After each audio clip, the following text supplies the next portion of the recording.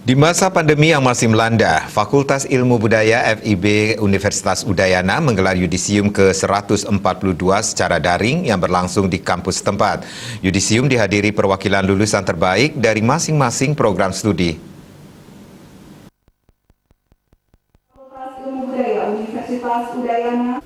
Ketua Panitia yang juga Wakil Dekan 2 FIB UNUD, Dr. Nimade Suryati menyampaikan, kegiatan yudisium ini kembali digelar secara daring, mengingat masih dalam situasi pandemi COVID-19 serta PPKM darurat. Kegiatan secara daring ini sudah memasuki kegiatan ke-7 sejak awal pandemi. Pada yudisium ke-142, dilepas sebanyak 60 orang calon wisudawan. Sampai saat ini jumlah alumni FIB ini telah mencapai 8.841 lulusan.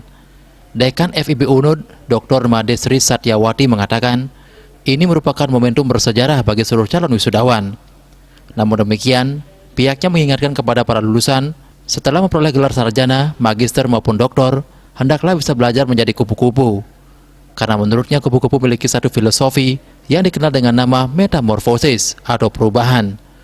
Oleh itu para lulusan ini harus bisa ada perubahan, baik perubahan bentuk, perubahan struktur, dalam artian harus lebih dewasa dalam menghadapi masalah, kemudian perubahan pergerakan, dalam artian harus memiliki mobilitas tinggi dan jaringan yang luas, dan terakhir adalah perubahan fokus atau memiliki fokus ke depan yang lebih baik. Sejak masa pandemi COVID-19, kami betul-betul merombak sistem pembelajaran kami yang tadinya offline, kemudian ada juga yang blended, jadi ada offline dan online. Sekarang dalam masa pandemi ini kami fully online, jadi kami melaksanakan sistem pembelajaran secara daring. Jadi mahasiswa, dosen, semuanya menggunakan ruang Webex yang sudah disiapkan oleh Universitas Udayana. Harapan saya bagi lulusan kami di Fakultas Ilmu Budaya adalah tentunya yang pertama, setelah kami tamatkan mereka dapat meraih peluang kerja tentunya. Itu yang pertama.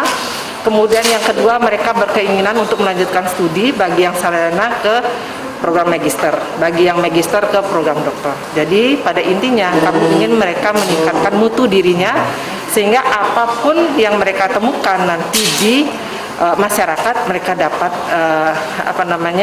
dapat melaluinya.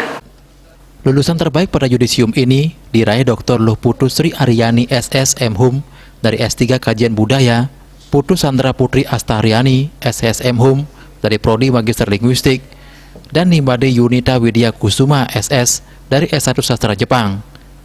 Dalam situasi pandemi dengan kondisi ekonomi yang sangat terpuruk, pihaknya juga berharap semua lulusan bisa memiliki jiwa kewirausahaan sehingga mereka dapat memikirkan hal apa yang bisa dilakukan di masa pandemi ini. Putu Ratna, Bali TV.